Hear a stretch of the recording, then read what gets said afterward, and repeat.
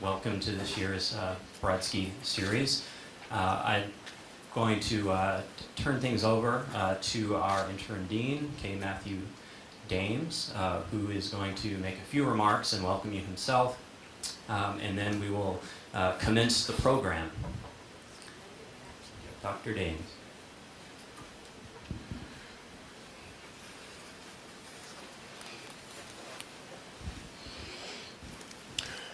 Good evening, everyone. Thank you for coming. I am very pleased and glad to be here and for you to be here for Jeff Peachey's lecture, Reconstructing, I think it's Diderot. Did I pronounce that? Okay, Diderot. Okay. 18th-century French bookbinding. It's my understanding, doing a little research, that the 300th anniversary of his birth is Saturday. Is that correct? Okay, and so we're very glad to have him here. This is the Brodsky series for the advancement of library conservation, and this series is supported by an endowment by Joan Brodsky and William Brodsky, both of whom are here. So could you please wave your hands up front and please give them a round of applause. Both are SU alums, and they have been they've been traveling, so we're very glad that they're here this evening.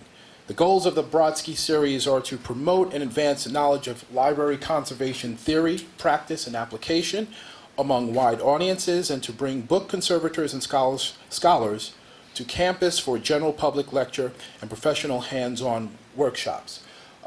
Jeff Peachey is doing the lecture today. He's also doing the workshop on Saturday. Again, we want to acknowledge all the people that were working very hard to put this together, including Sean Quimby, my colleague, and William and Joan Brodsky. And before I hand it back off to Sean, I'd like to call Joan Brodsky up because she'd like to say a few words. Hi. Normally I don't talk. My husband does the talking in this family. Anyway, I just want to, first of all, welcome you all, mostly, and then to thank Peter for all the work he's done over the years. He's been great. Yes, I think he deserves a hand. He struggles with me. He struggles with everything that goes on. And I just want him to know how much I appreciate what he's done. So thank you. Thank you. And now Sean will introduce Jeff Peachey. Hello again. I should have introduced myself before. I'm the Senior Director of Special Collections here with SU Libraries. And I'd like to begin my comments with a confession. And that confession is that I would be a terrible conservator. I was just 10 years old when I realized this.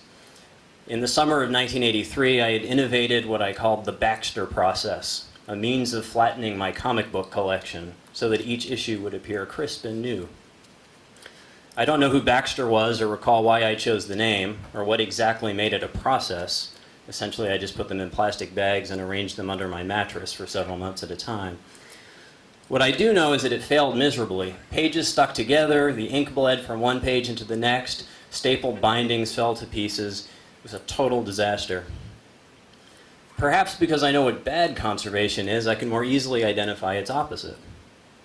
SU Libraries is very lucky to have a top-notch conservation program begun by Peter Verheyen, who we've already acknowledged, and with support from the Delmas Foundation and other foundations. It's now overseen by David Stocco, who's here in the second row. The lab is a popular stop on any tour of the Special Collections Research Center or of SU Libraries in general.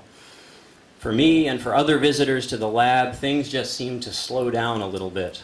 The care and attention that it requires to, say, reconstitute the disintegrated diary of a French chef in 1848 in New York City, something that David has done with great skill, is uncommon in our throwaway culture.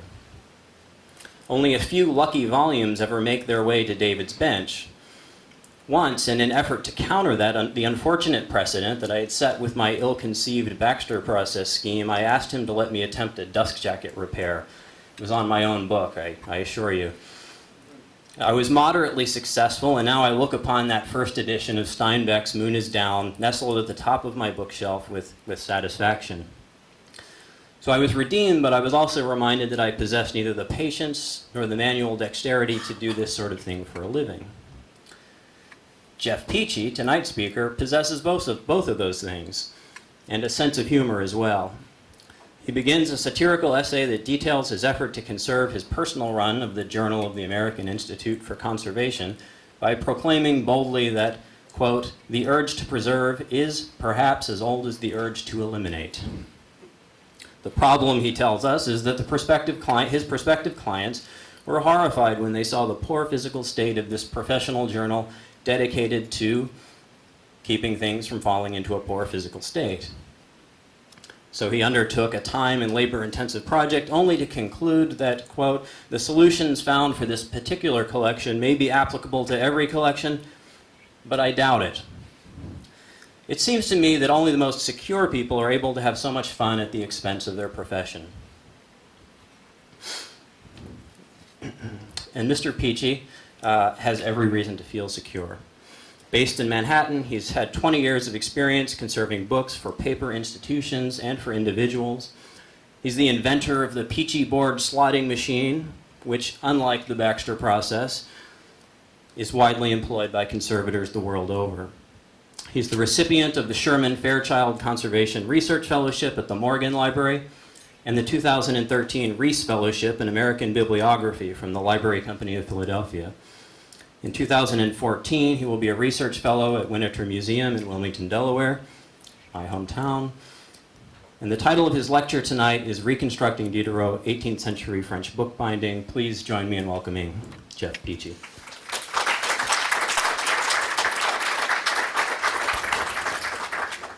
All right, thank you. Whoops.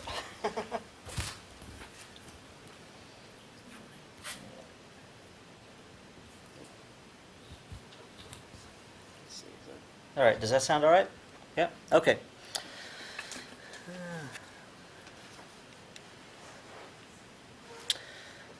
Since at least the 4th century, books were made more or less as Dudin describes. But 14 centuries later, new structures, materials, and tools would radically shift their nature. Using craft techniques for quick and efficient production, which are incorporated into larger structures. These books are the products of technology. 18th century French trade bindings are still commonplace and either crude or charming, depending on your viewpoint. These books are not particularly rare. There's still thousands of them, perhaps even hundreds of thousands. And this is why they are so important. Multiple copies can provide invaluable clues as to production techniques.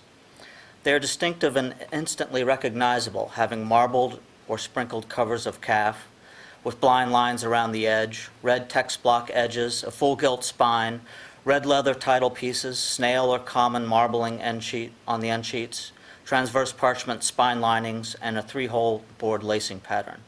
At the time, these bindings were known internationally as French binding. Bookbindings are moving away from being a tool for protecting, transmitting, and accessing textually based information. They are now becoming tools for understanding the past by studying their physical, material, and technical characteristics. Documenting, interpreting, and conserving the history of bookbindings is also an important component in understanding larger issues of technological foundations of information dissemination. There are a number of ways to try and interpret bookbindings. The first step is to examine the books themselves, sometimes using analytic techniques. Next, investigate the documentation that exists in the bookbinding manuals of the time. I also use antique or reproduction tools to better understand the techniques of production. But even though we may have the tools, it often is a bit of a mystery what technique was actually used. For example, there's no recorded information about how binders pasted out a piece of leather. This sort of information is important because gluing machines rapidly changed this skill in the mid-19th century. Craft tradition is generally undocumented. Instead, it is transmitted from person to person by close contact. Attempting to uncover historic techniques also brings us closer to understanding the subtleties of a craft at a particular point in time. In some regards, I'm continuing a Diderot-esque approach by considering the impact of the tools and equipment used to make these bindings. Another aspect is to make structural models of these books. The models attempt to follow historic manufacturing techniques rather than to make something new that tries to look old. The terminology of model making is not clear. There are many similar yet ill-defined terms: a model, a reproduction, a surrogate, a facsimile, a mock-up, a dummy, a sympathetic binding, a replica, or a maquette. Making models is often a way to remind us of our limitations of our time-bound materials, and can be frustrating in the way they expose our incomplete understanding of historic techniques. So let's take a little closer look at these 18th century French bindings.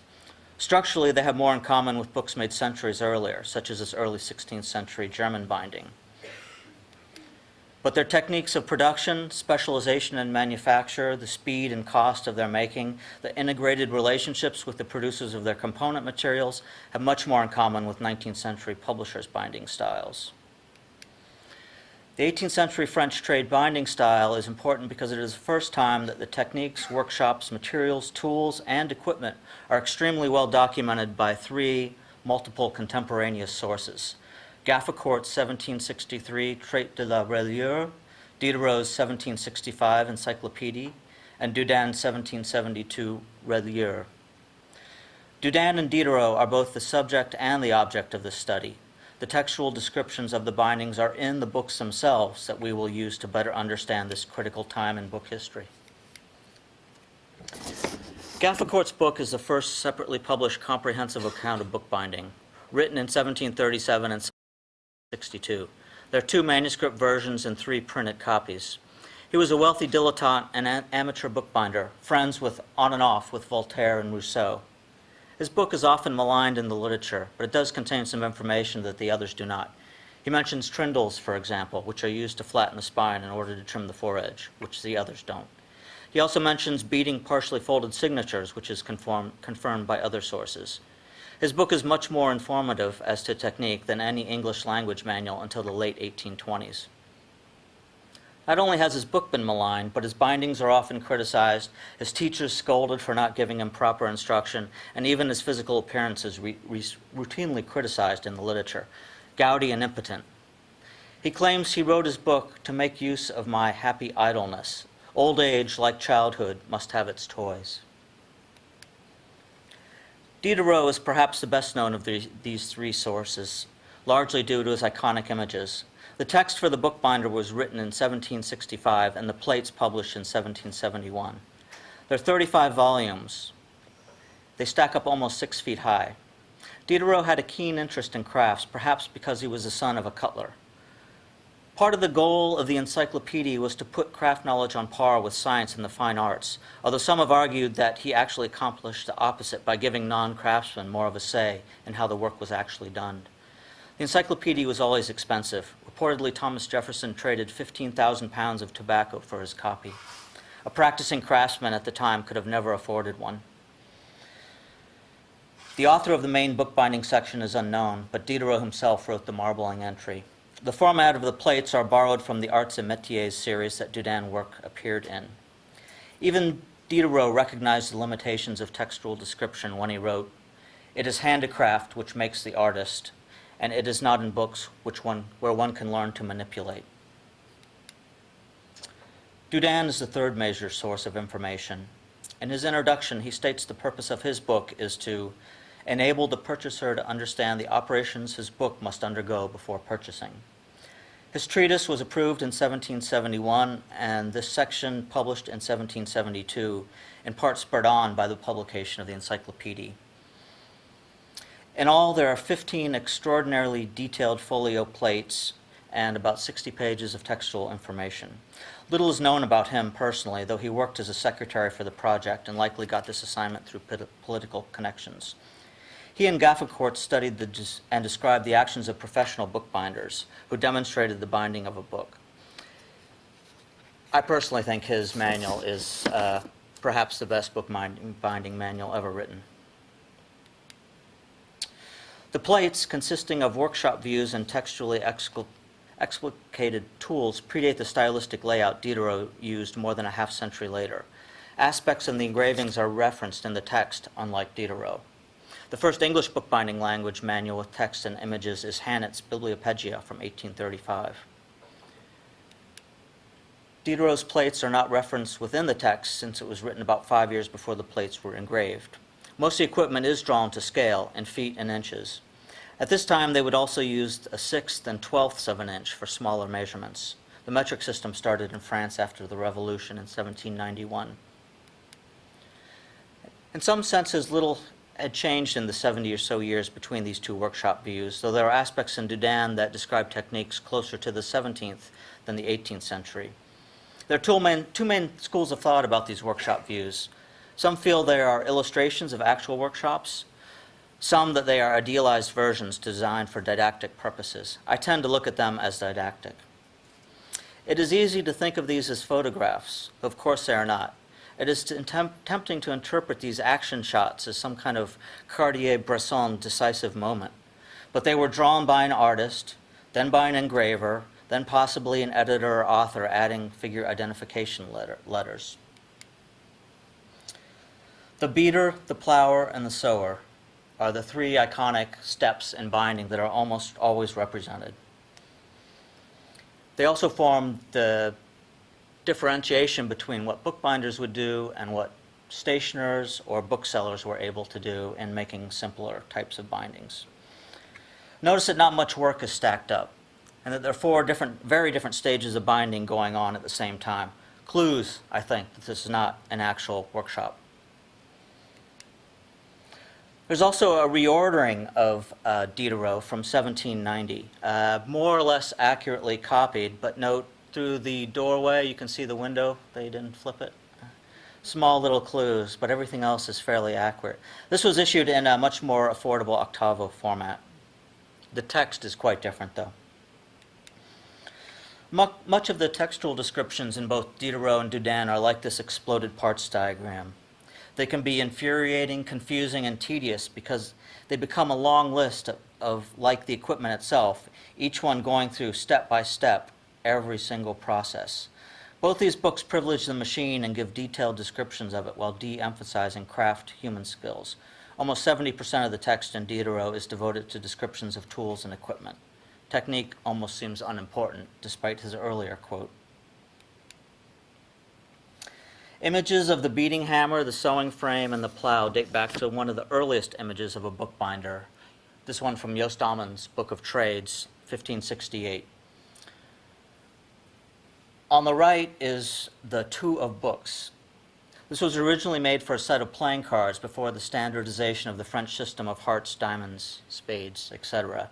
This deck had 4 suits consisting of books, printer's inking balls, wine vases, and metal drinking cups. Beating is very noisy. Once when demonstrated, the sound traveled 4 floors down through a conference hotel. This noise issue makes me doubt Diderot's image is representational. Here the binder is outside the factory, or bindery. Predinger, in 1745, depicts sewing and plowing, while the beating is also performed in another room. Lucan gives us a surprisingly beautiful and sophisticated image for the time. The beater is near the door, and notice the very large, round, German-style plow in the foreground. Could the steady thumping of the hammer serve as an advertisement, a reminder for clients to come get their books bound? Note the binder's plow scraps on the left here. So this is the plow. It trims the edge of the book, and here's all the scraps of paper.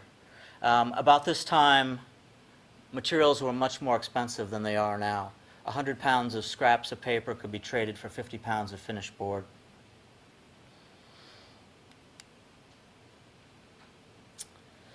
One final thing about beating. The rolling machine was invented in England in 1827. This French manual from 4 years later showed the beater on the cover, beating, but also included a third plate that wasn't in the first edition showing the rolling machine. This was the first machine to enter into bookbinding, and it rapidly threw about a quarter of the workforce out of business. The rest of this talk will trace the making of a typical 18th century French binding by following the sequence of its productions. Once the sheets are printed, they are folded, which was done by women, and Dudin mentions that they must know how to read well. Women folders and sewers did not have the same status or pay as the male bookbinders. They were paid per 100 signatures, and Dudin almost offhandedly makes a reference that the work was done in towns, possibly suggesting piecework. Dudin devotes 7 out of 15 plates to folding. Here is 128 mo, which is 256 pages. Bernard Middleton, a bookbinder and historian, has remarked he is oddly preoccupied with folding. The folding stick, like many tools, has gotten smaller over time. The folders of the time preferred wooden sticks since they were cheaper than ivory and didn't chip as easily. The long folders were about 16 inches long. Now most folders are 6 to 8 inches in length. The women would also use a folding board made of card or wood which would rest on their knees, again an unknown tool and technique, but which seems to be easily transported and indicative of piecework. Some of them might have also used a sewing table since the uprights were easily removable. Contemporary French wood folders are almost as big as the older ones. I'm going to spend a fair amount of time on beading, which happens right after folding, because it is almost unknown today. Beading is exactly what it sounds like, taking a hammer and beating the signatures. At this time, books were beaten 7 or 8 different times with different hammers. Beading was done in order to smooth the surface of the paper, get the leaves to lie in close contact with each other, and to meet societal expectations of the feel of the book. Here are the different times that Dudin talks about beating the book. Beating accounted for almost a quarter of the cost of a book at this point. It took so much time. Dudin depicts a one-piece stone and small hammer. Most hammers weighed between 7 and 14 pounds. Diderot's beater is on his toes, looking away, seemingly ready to hit his hand. He has a macho hammer swing extending to his back, hairy chest and unshaven face. Reportedly, the hammer bounces off the stone, and the strength comes in having to stop it from bouncing too high rather than lifting it up. The stone is actually on top of a wooden block. This is the only early photograph of a beater I found, likely late 19th century. He's in stark contrast to Diderot's image, holding the hammer in an English fashion, gently lifting it up and letting the weight compress the signatures underneath. There's also a sheet of cardboard between the text and the stones. Dudin recommends old parchment to protect the text from the stone. Dudin describes a very complex procedure of beating, which involves shuffling the signatures. Essentially, if there were, what do I have here, 6 signatures, you would beat the 6 signatures, flip it, beat the other side, and then shuffle the inner ones to the outside, beat that again, beat the other side, flip it around again, and beat that, and beat the other side. At first, I thought this was complete craftsman's exaggeration about why something would cost so much or take so much time. Then Kathy Baker sent me this very interesting image of set-off. Here we see that the very last page of the book has set off onto the very first page of the book, indicating that that shuffling did indeed happen, because this book was more than an inch thick, so it couldn't have been 2 copies being beaten at the same time. You can't beat much more than a batté about an inch thick when you're holding it. And this is the beating block and hammer we will use in the workshop tomorrow. The workshop tomorrow is going to cover basically French beating and sewing, and I have a number of reproduction tools and some old ones too that I brought that we will experience. Some books were generally not beaten, although there was disagreement about this, and the regulations changed quite a bit during the 18th century. I'm pretty sure this book, in paper wrappers, was not beaten, just pressed. There's been very little examination of the effects of beating on paper, although some Japanese paper scientists have found it caused the paper to elongate, cross-grain, and weaken. Japanese paper was beaten in the pre-Meiji period. A new imaging technology, reflectance transformation imaging, or RTI, uses polynomial texture mapping to visualize the surface of objects. this seemed to be an ideal way of looking at the effects of beating. Basically, the camera is stationary above an object, and you bounce a flash off it 4 different points around the hemisphere, and then move the camera around. And then the computer program stitches all this together, so you have a little controller. So you can sit there and just look at the screen and see what's going on. So the computer picks up the flashes from those 2 balls there. I think it'll be clear. And then it stitches all this together. So you get this. I can't do it because this is a PowerPoint, but you get this complete set of images here that then you can run through various filters to look at the texture and all kinds of stuff. And this is what the software is free. You can download it. It's pretty interesting. You can just move your cursor around the ball up here and change the way the light source is reflected on the image itself. I'm just going to flip through a couple kind of fast here so you can kind of maybe get a sense. So this is what the page was.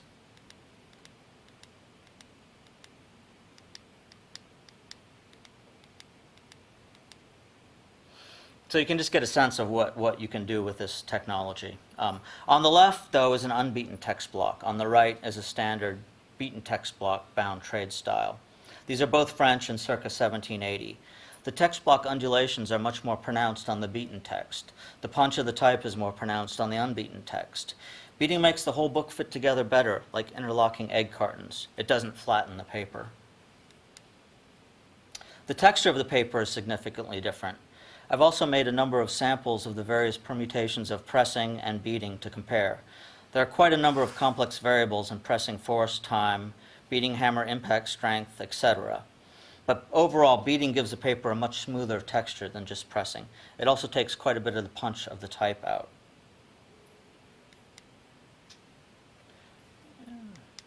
Whoops.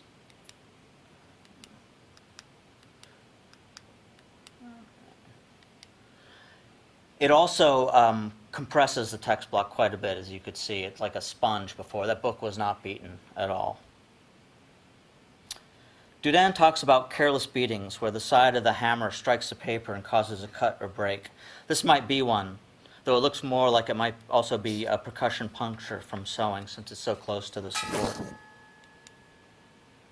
Beating hammers are very rare. On the left is a 19th century English beating hammer, the handle of which is actually on the right. It must have broken off because the head is so large on that there wasn't room for the wood to go all the way through. This is from the National Library of Wales. And this is one of my hammers, an early 20th century Hickok, with a very flat profile. This makes it very difficult to use and strike evenly, which you will find out tomorrow in the workshop. I've located less than 25 beating hammers worldwide. Since virtually every bound book before 1827 was beaten, I wonder what happened to all these hammers. The boards were also beaten to help give this camber that bibliophiles prized. You can see how planar the edges of the pages are, but the boards are beaten around the text block undulations and grip the edge of the page. After beating, octavo and smaller books were often pressed in a small line press, like we use nipping presses now, and larger books were pressed in the standing press, which was called the Great Press. The foot position gives a good sense of how the pressure the binder is putting on the screw press. Later, in the early decades of the 19th century, 3 or 4 men would push on the press pin. Often these presses are secured to the ceiling to prevent tipping or shifting.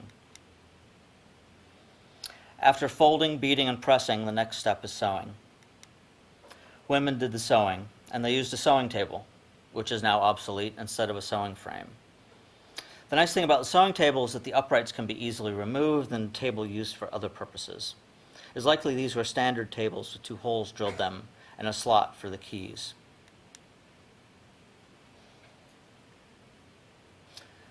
The little figure 12 here, this is called a tenter. So this is a little piece of wood that fits into the slot of the sewing table there to keep the cords from moving around as they were sewing. You can see the size of the folder here too. It's as tall as these uprights. It's not to scale, I don't think. Here's a text block sewn on single raised cords. There were three main styles of sewing at the time: raised cord, double cord, and sawn in, which was also called Greek sewing, because many earlier Greek bindings had a smooth spine. Most single cords were sewn 2-on for trade work, which means one length of thread passes through 2 signatures. Dudin considers 3-on dishonest, and there was no pre-piercing at the time. The illustration clearly shows double cords strung up on this frame.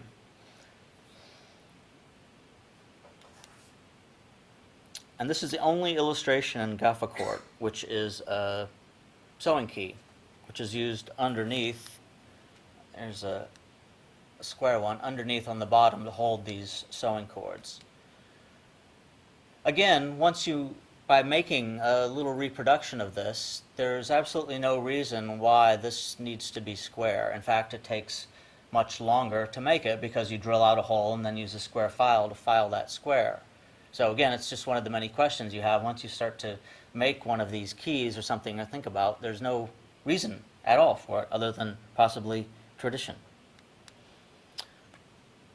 Even if double cords were sewn, strung up on the sewing frame like we saw, one way, it takes a while to string up the entire sewing frame. So one labor-saving device is to string up double cords and then only sew on pairs of cords. So the first book is just sewn on the left set of cords. The second book is sewn on the right set. Then when these are cut off, there's still enough space here you can cut off to have the slips to lace into the boards. Another shortcut is to sew 2 cords as one. Here we can see the sewing thread wraps around these double cords. Square spines, sewing supports, were very prized at that time by bibliophiles. They disliked the feel of it in their hand. This is a modern-made, traditional-style sewing frame. There is an image of a sewing frame from the 12th century, which is the earliest known piece of bookbinding equipment. Another common style of sewing is recessed cords. Slots are sewn into the spine and the cords sunken into them, the thread wrapped over. With raised cord sewing, the sewing thread wraps around the cord. The slots were cut. Cutting the slots was called Greeking, and the saw was called the Greek. Again, there's this strange hump or nib on the saw that nobody knows what that is anymore. Possibly to open up the slot a little bit. It's not described in the literature. The teeth, I consulted with a saw expert. The teeth are called erect or peg teeth. So they're not set to cut one direction or more. It's an older style saw, so you could actually saw back and forth equally, unlike modern saws which either cut forward or you pull away from you. I did find a French carving knife that had a little hump like this, so maybe it's just a stylistic thing. Saw cuts are often quite deep. Hollow backs also appear on French bindings in the 1780s with the sawn in. The funny thing about the saw cuts is people say, well, people did the saw cuts because they wanted a smooth spine, but when you look at how most of the books are decorated, they still pretend like you have your raised band decorations to divide into the spine panels. The top volume has a kettle stitch. The bottom consists of single whip stitch plates where the ends of the thread are pasted out. Diderot mentions that for small books the kettle is sawn in, while for large ones it rests on the outside of the spine. Possibly this is because the size hides the threads a bit, or that thin sections would be cut into too much. There's no pre-piercing on the sewing sections of the books I've seen. This results in a much more solid book, but doesn't open with the geometric regularity you find in modern fine binding, but has a much more organic, unpredictable, crude action, because the signatures are held at various points. The crude, quick backing also contributes to this. Of course, there are many other types of sewing structures. This one was whip stitch single plates, with first with linen thread and then oversewn with hemp. Perhaps the oddest illustration in all these books is a single line. It's the sewing thread here. This is how detailed the information we have about it. We know that the That sewing needle is about 2.5 inches long, 1/12 of an inch thick, and bent in about 1/3 of an inch arc. And this is what the people used. The sewing thread is an L, which is about as long as your outstretched arm, which is still the way, when I was taught to sew, how you should take the amount of thread that you needed. The thread is quite thick by modern standards, but it is usually very soft, 2-ply twist, and flattens out quite easily, and is also absorbed deeply into the soft paper. I did a few tests, and I'm pretty sure most of the thread is generally hemp, not linen. Also note the casual hole placement. There was not the obsession with mechanical regularity we have today. Thread joins are invariably on the inside of the signatures. Both Diderot and Dudin refer to using a weaver's knot. In addition to hemp and linen, silk was used if the end sheets were silk, here matching the same color as the end sheets. Once the book is sewn, Dudin cautions not to open it until all is finished. It can destroy the joints and round. Still wise advice even today. The end sheets are always sewn with the book. Traditionally made by the binder, though some binders became specialists during the late 17th and 18th centuries, according to Richard Wolff. He's done a lot of work translating and reproducing historic patterns, especially 18th-century French ones. On the left is an actual board. On the right, his replica of this pattern. Wolff's book also demonstrates the difficulty of making something using new materials that looks old, even though we have extensive documentation about the technique. Seems if we saw the orange on the right in a modern reproduction, it would look far too bright. Papers were also generally waxed. The Marbler's Apprentice is doing some of the best reproduction 18th century papers today. Here they are burnishing the paper after it's been marbled. This pattern is called snail, curl, or common. Sometimes the pattern can be sized to the book, sometimes it seems arbitrary. It is not uncommon for sets to be made of very different patterns. This is a small comb or Dutch pattern called nonpareil in England. It became less common later in the 18th century. End sheets are usually a double folio, marbled or plain. Note the economical use of marbled paper. There are 3 extra strips added. This is quite common even in small books. After you see a lot of books like I have, and 99.9% of them are a double folio end sheet, you just start to expect to see that. And then one day, this is one of my own books, I looked at it and noticed this odd wrinkling.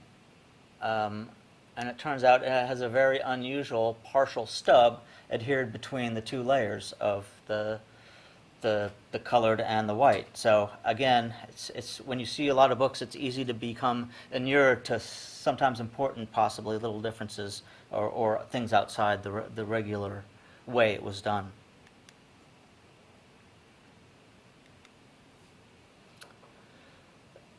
Part of the standardization of production at this time was that the board makers also worked very closely with the binders. All of these are book boards made for the bookbinder for different sizes of books. So this was for the folio, quarto, octavo, and so on. So they were already made at the right thickness for the binder.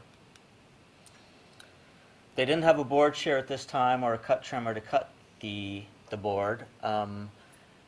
I sort of think that sort of equipment came from this. This is from French card makers. So that was another trade where there was a need for regularity in cutting things exactly the same size. So in this case, they would use this bench-mounted shears. But the binders would use a point, which you see here, this large, sometimes it was, they say it was made from a sword, a common sword at the time called a tuck. And I spoke to some sword experts, and they said, indeed, tucks were a very common type of sword at the time, and like many common things, people threw them away because they were common, so it's very, very difficult to find a tuck nowadays, which I wanted to make a reproduction point. So this is the point I made at the bottom out of a wood-turning tool. This is the modern French point, again, very, very small and used for delicate trimming on half leather of paper and leather and that sort of thing. The technical term for tools getting smaller over time is called dinkification. And this is how they used the point. They would hold it at an angle and cut through the board.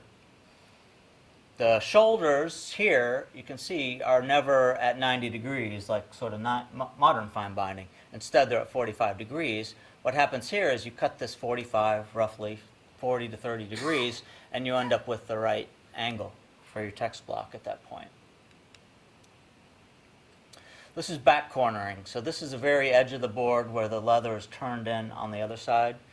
Just looking at that evidence, right, you can see a long knife made that with a very sawing kind of motion going through there. Again, very irregular. There's waste marbled paper being used to make up the boards, again, because the materials are very expensive at this point. Some delaminating water leaf board edges here. A colleague did some tests and found no evidence of starch in some of these boards. This was that board that we had the sawn edge. We just saw it to turn in bits of print. So this was a pulp board. It was repulped. And the boards were also beaten. This is some mat board that I beat in 2009, and I was really amazed to find that it still hasn't. I haven't had this under compression or anything. It hasn't re-swollen yet. I was quite surprised with that. All the French and a lot of German books from around this time have this 3-hole lacing pattern that is highly codified. I've never seen a book that didn't have it. And this is from the inside of the board looking out, and often it's called cross-lacing or interlacing. The last bit of this is slipped under here sometimes on folios or larger books, every single one. Sometimes just the head and tail, as in this. This is a 12 mil smaller book. And here's the outside of the board from a workshop model. Dudin talks about beating once the boards are laced on, beating them so hard that the cords become part of the board. And here you can see that. The cord has distorted the board, right? It's not. Modern fine binders remove a bit of the board to get everything flat and mechanical. Here, the book is forged, right? It's pounded into shape. Books weren't backed one at a time. There was highly specialized backing boards, some for going in between books, some for going on the outside. Up to 10 volumes at a time would be backed. Dudin talks about using a French locksmith's hammer. This is a modern French locksmith's hammer, which looks very much like the one he described. For the binders in the audience, this is one thing that's kind of an interesting phenomenon. I noticed a vast number of these books actually have the end sheet backed onto the outside of the board. You can see it a little bit here. The end sheet just kind of comes up. No, it's not too good of a. But I think this helps with the openability a bit, as well as these books, because later on they get a parchment lining, they can be very stiff. It helps a little bit with the way that they open much more easily. In addition to the hammer, there were 2 tools used, a frottoir and a grattoir. The grattoir had these teeth that were used to scrape up the spine, and the frottoir is used to smooth everything. Here's a modern reproduction I made. I find it a very useful tool, actually. Not the grattoir part, the teeth, but the smooth, rounded aspect of it. It's kind of interesting. This is one error I found in Diderot, but he calls these frottoirs, and they're actually grattoirs. And he calls the grattoir a frottoir. Dudin tried to play it safe and called everything a grattoir. And at the bottom is a modern wooden one, which is sold. Again, much smaller, made out of wood, much lighter, and the ends have become so curved over time that it's almost useless, really. This is a line press. It's also used for trimming the edges using a plow. Here's a 19th century English one, again from National Library of Wales. The plow is a knife that's jigged at 90 degrees, which runs back and forth on the top. And by turning the handle, it moves the knife across the edge of the text block in order to get it smooth. There were no guillotines or big paper cutters at the time. Part of the genius of this system, called inboards work, is that the bookboard would also be trimmed at the same time, at the head and tail. That's why, I don't know if you remember, but there's this, on that triangulation pattern, there's an area where you can slide the boards up and down, so that determines your squares, and the squares are the amount that the bookboards protrude beyond the text block. In England and in France, one of the other defining features of these bindings was the parchment spine lining. It was required that they did this, and you see it on almost every single book. This is Chambers refers to this as being particularly French practice. And indeed, I've never seen this on an English book from this time. Again, there were a number of different ways to do this. The simplest ones often just have the transverse spine parchment lining at the head and tail panel. Much more fancy books and earlier ones actually have this comb pattern, so each of these gets adhered to the spine, stuck like interlocking fingers both ways on both sides of the board. The parchment can be quite thick. Here it's the adhesion's torn away from the board and brought the part of the end sheet with it.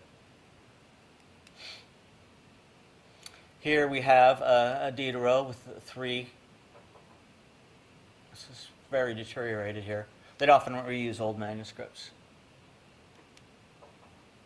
And again, this comb lining, you can get a better sense of how it wraps over the spine. A bit more of a 17th century practice rather than an 18th. Makes a very strong book, though.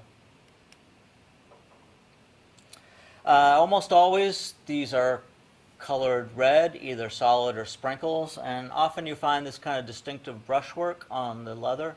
We'll talk about later. Occasionally, there's some small mistakes. Often, the work is very good, and any binders in the audience know it's kind of difficult to get a nice, solid edge color without a few little mistakes. There's some models that I made. I wondered what sort of pigments they were using at the time. Both Brazil wood and vermilion are mentioned. One way you can do this is use false color infrared. So you make some sample charts of like vermilion. Under the false color, it turns yellow. Compare the two.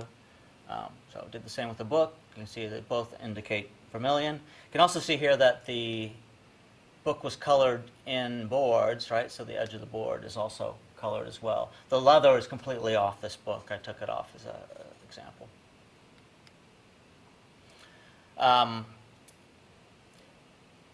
Modern methods of processing, grinding, everything can make huge difference in what your final color looks like. So even if you're using vermilion, the stuff today you get like from Kramer Pigments is very orange compared to like an older one. Or the Brazil wood, right? Look at the extract compared to the natural Brazil wood. And Brazil wood was so important, Brazil was named Brazil for Brazil wood, not the other way around. Gilt edges are common on fancier bindings, Morocco, more so than the calf binding. Again, you get just sort of a sense of how organic these books are, right? They're beaten into shape, they're a little wonky, but everything's fitting together nicely. The pages are still incredibly tight. The text block isn't sagging, and you can see how straight the edges are. Headbands are almost invariably two-color on the calf trade bindings, sewn through the vellum parchment liners there. See the white and blue thread is very, very common. Blue and yellow is also mentioned. An example of the detail, Dudin tells us that the N-band cores, which is what these are wrapped around, are made of paper, and children make these, and they're held together with their spit. And they make these and roll them up and throw them in a box, and then the binder just grabs one when he needs it. Again, early piecework going on, right? child labor too. Hey, that's a hallmark of. Here you can see a little bit of the print right there. Functionally, you'd think these end bands are terrible because now when we want an end band, we want something that moves with the book as it opens and closes. But because they would only do 2 or 3 tie downs, you see how even though this is a rock and doesn't move, it's moving off the book in sort of an interesting. It's destroyed the head cap, but it's it's sort of balanced in some ways. Again, fancier Morocco books would have a double core end band or something even fancier. Most of the double core French end bands are just kind of a simple figure of 8 pattern this time. Another weird tool, the headband press. The book actually hangs off the edge of the table. So I made a reproduction headband press. Try it out. It's a little weird having the book kind of dangling off the edge of the table. Pairing and covering. Okay. So this was just kind of a fun thing I did in a class we were teaching, was set up the our leather reproduction of how Dudin did. This is sort of weird how they would use it. These aren't dos-a-dos books. These are just a book using to hold this up. It was marked. The leather was then marked with a bone folder and then cut out with the scissors. Just an example of this is the leather knife. You see this? This is a piece of leather wrapped around the handle where the blade goes into the handle. So bookbinders still do this today. Again, an example of how carefully these drawings were observed. Because this is where you end up holding the knife. You don't hold the handle at the very end, but you kind of hold it near the blade. So your finger actually extends almost to the cutting edge. This is a modern French knife. Notice it has a lot of people think a French knife has a curved edge like this. For me, the defining typology of a French knife is that the blade has a half tang that meets in the middle. And this is a reproduction that I made. This is a dial thickness gauge. The leather's off. I like to check the thickness of it. Most of the leather is pared very, very thin at the turn ends. This one was pared 12 thousandths of an inch. A piece of photocopy paper is about 4 thousandths of an inch thick.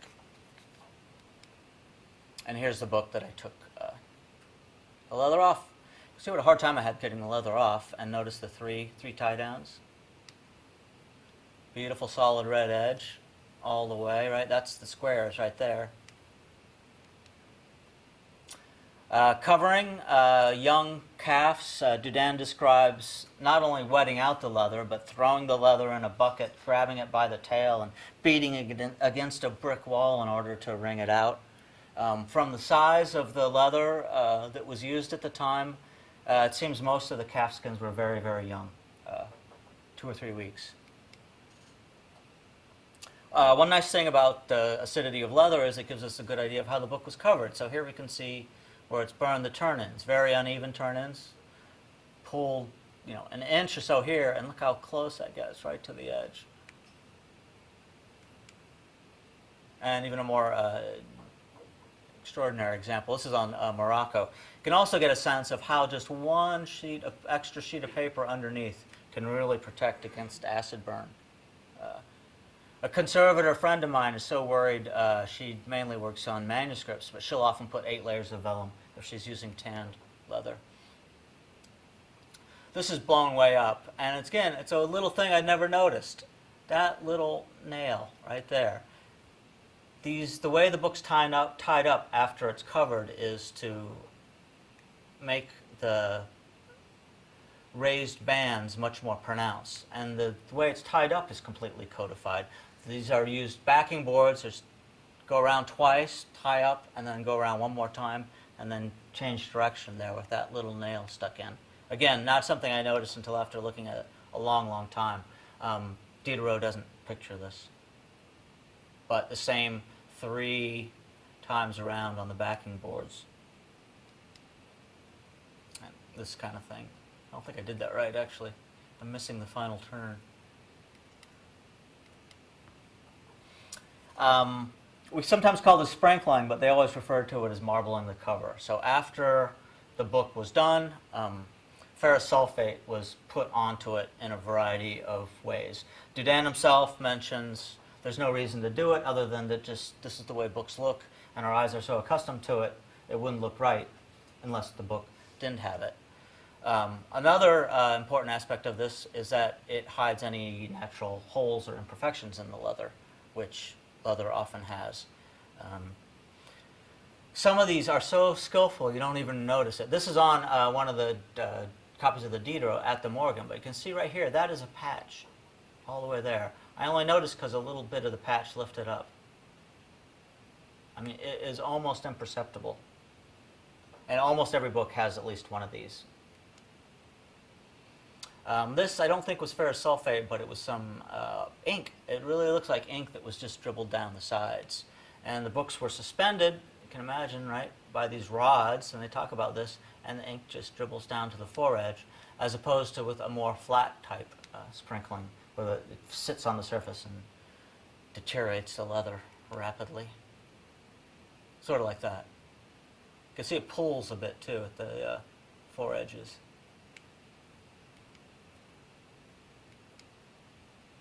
And sometimes there's little mistakes. This had some Brazil wood, which is faded a lot, and some unidentified green pigment on it as well. This is a very high-end calf binding. Some of my attempts through burnishing and waxing, applications of ferrous sulfate to try to get at the density of the older type leathers that you see, and these new leathers just look like they're pigmented and colored, unlike the older leathers, which I don't know. Just some experiments I did. Usually glare, nitric acid, lemon, polishing, all the techniques to get the books to look like they did. I was a little surprised that nitric acid hadn't burned through yet, even though I'd had some full strength on it a couple of years ago. So burnisher, it's heated up, and then just the end of the handle's rested against your shoulder, and you just kind of rub it around in small circles. Often red and green title labels on these books. Again, paper thin. I mean, you can see how thinly these were pared. There's almost no difference in just look at that reflection, right? It just goes straight across. It doesn't move at all. And these were a group of models made a couple of years ago in class, paper and book intensive.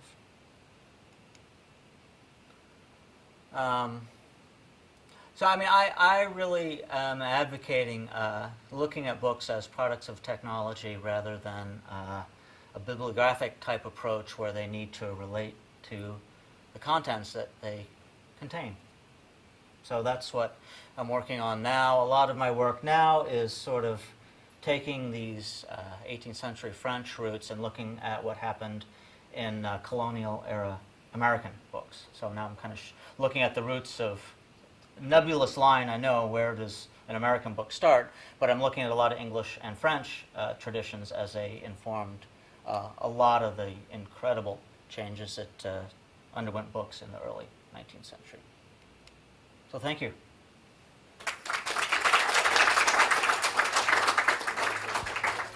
And I'd be happy to take questions or... Oh, sorry. Thanks, Jeff. That's just what I was going to say. We do have time for some questions. If you have a question, I'd ask that you raise your hand. I'll run to you with the microphone. We're recording, so we'd like to have those questions and answers recorded and eventually streamed through our website. Afterwards, we'll break for a reception, but we certainly do have time. So, questions in the audience?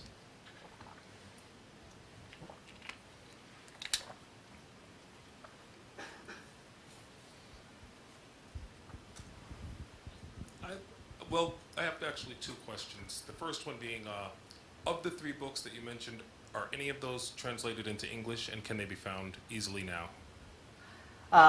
Yes. Actually, there's a very good translation of Gaffacourt that was published in by Thomas Taylor in, I think, '89. It's still a fairly inexpensive little book, worth getting. The Dudin translation was done in the late '70s. It's a little bit expensive. It's a couple $100 book, but it's a pretty decent translation. Every once in a while you run into some weird things, like he translates the wood as you when actually it's boxwood, so it's a big difference. Yes.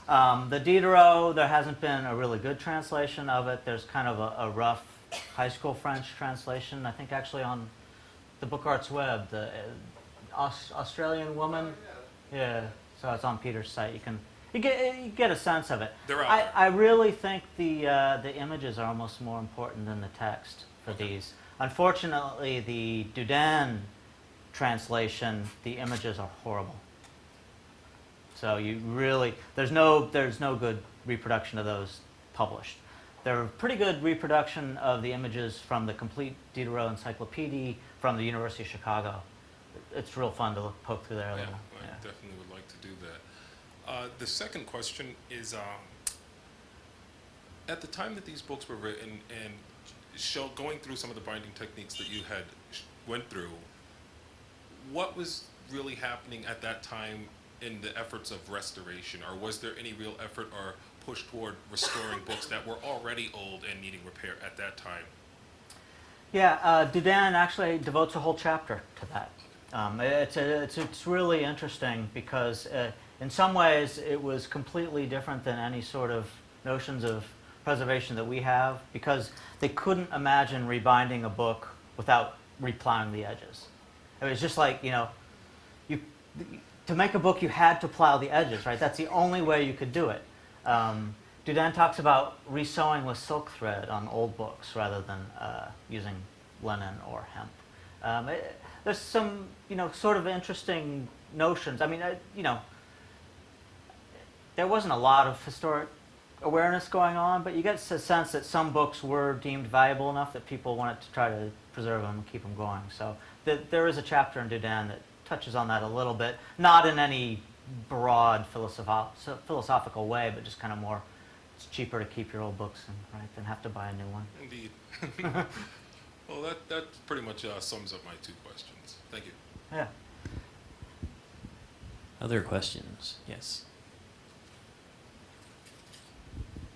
How many man-hours does the whole process require?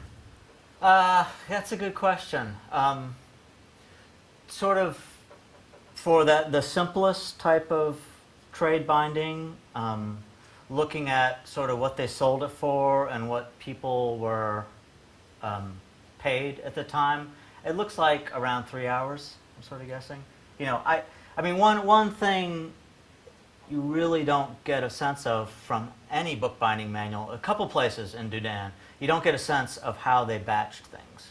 And people, they would have done 10 books, I don't know, however many they were working on at the time, not just one at a time going through. So things can get a lot quicker that way, but maybe roughly 3 hours.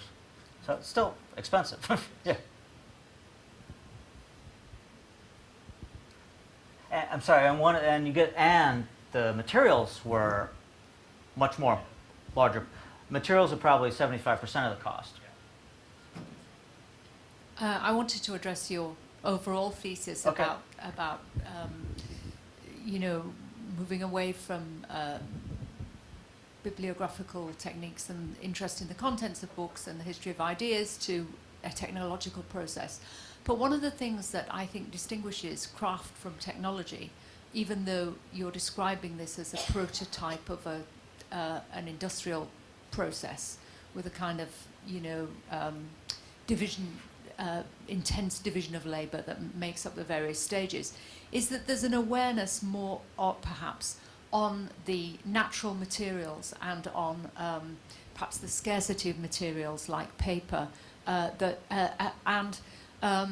I wonder if that inflects the business of production. Plus, the other thing was the necessity of the literacy of the women. So there's that sense on the one hand that this is technological, but on the other hand, perhaps a greater sense of or connection with the origins of natural materials. And the example that came to mind for me is, I don't know if you've come across a similar reference, but I've come across a reference to abortive, it's called, as one of the materials used in these processes, a kind of vellum. And I mean, I don't think you can get abortive on demand. It's not something that you can make into an industrialized process. Either you've got a calf fetus, presumably stillborn or something like that, around, or you haven't. And anyway, I just wondered if you'd address that sort of kind of liminal moment between natural materials and technological production. Thank you. Yeah. I mean, for me, it sort of boils down to a matter of scale, right? If even if you have a really broad definition of craft as being knowledge of and skillful use of materials on a small scale, right? That's kind of the general broad definition of craft. What you start to see here is the larger scale going on.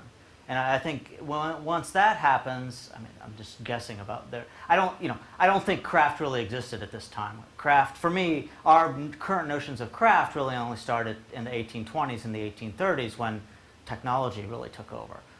But once you start to get the scale that was going on and the differentiation, right? In some senses, I mean, bookbinding, it's sort of not even a craft, right? Somebody else made the paper, somebody else did the printing, somebody else made your thread, somebody else made your tools. It's like all these, somebody else made your board, tanned your leather, right? There's so many other trades that feed into it that you are just assembling this final product in a way. So I'm sort of wondering if maybe that's even some way that books are sort of at the fore of this technology,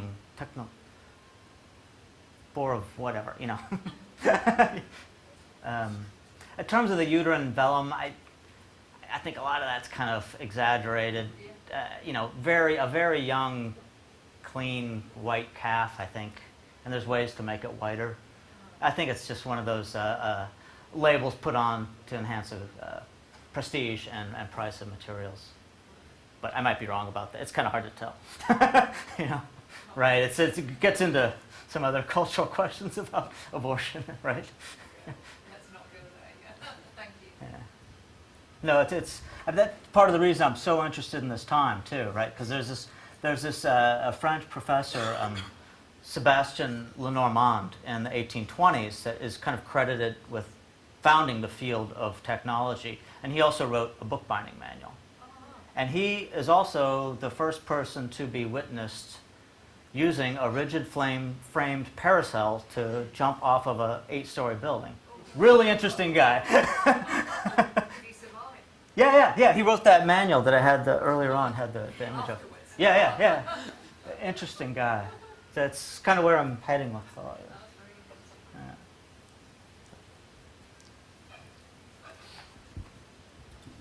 A couple of little questions. One, you referred a few times, I think in the beating or maybe in the plowing, that it was required, they required, you said. And is that the guilds or the buyers? Who's requiring what? So that's one little question. And then the other was about the percentage of books that were actually published.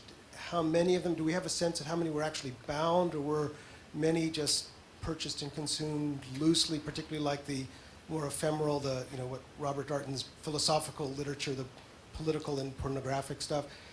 And the third part is, did the booksellers, were the publishers doing most of the binding, or were purchasers buying the loose books and then taking them to specialized bookbinders to do the work that you've described? So all of that. Okay, yeah. Remind me if I forget to address one of these. I'm glad you brought up Darnton, because he actually has done a tremendous amount of research on more the printing of the time. So we had a much better sense of the structure of the printers. I'm sorry, what was the first? Just who required what? Oh, yeah. There were official book inspectors who went around every 3 months and inspected, and you were fined if you weren't following. Yeah, there's a whole book about the statues that kept changing throughout, and then after the Revolution, all that fell apart. And Darnton writes some really interesting stuff about the book inspectors that actually, the ones that do the reading, right, get into making commentary about, there's one famous book inspector, Mr. de Humry, who looked at Voltaire and Rousseau. It turns out Gaffacourt borrowed a copy of Dudin from him, right? This is a very small little world. In terms of what books were, how they were issued, this is kind of a contentious thing right now. It keeps sort of getting pushed back and back and back. I think more work I'm familiar with is in English, not so much the French. But within England at the time, we used to have this idea that books were issued in sheets and then the purchaser took it to their bookbinder and had it bound. That seems to be pretty wrong, and the dates keep getting pushed back and back and back earlier into the 18th, possibly 17th century. Again, the way binders work, they bind a bunch of books at once, sell them. I don't have a lot of hard evidence from this time. Recently, though, my fellowship at Philadelphia, I was looking at American books, 1818. I went through the entire Carey & Sons catalog, 5,222 books. About 65% were issued in plain calf bindings. 25% were issued in boards, which is sort of this later cheap paper-covered covering. 10% were issued in fancier bindings, and only about 5% just sewn. Again, that's America, a little later, but the big book that you see a lot, I don't know if you remember that, just plain paper-covered brochure. That would have been sort of a common book that, I think the third part of your question was, that the stationers could have done. Again, the tools, the beating hammer, the plow, the standing press, those sort of form the difference not only of how the bookbinders identified, but with what they were able to do. So the simple brochures were just sewn on maybe 2 cords, maybe not beaten, pasted around, glued. They were quick to make, and they were out on the street very quickly. So, and anybody could, booksellers could have done it, publishers, anybody could have made those. Printers even, right? A lot of them were consolidating, but way even earlier. All right. I'm fascinated by these inspectors, the way in which there was some means of enforcing the standardization that was imposed. I'm not a French historian, but my understanding is that people in one part of France didn't even understand the dialect of those in another part of France during this time period. So any sort of nationalistic standardization couldn't have been easily enforced. Who did the inspectors report to? Was there a guild or? No, I think it was the government. I'm not actually totally sure about this. And this is mainly in Paris, because that's where most of the publishing was going on. It was actually on Rue Saint-Jacques. It's almost 90% of the printers and binders lived in this one small area. So, out in the country, they did whatever. I don't think inspectors came around that often. But at least every 3 months they were supposed to come around. I get the sense is that you kind of had to pay them a little money, and you were buying protection in a way, not getting reported. Any more questions? All right, then. I think it's time to have a drink, and we can continue the conversation with Jeff. Please give him a round of applause. Thanks for coming.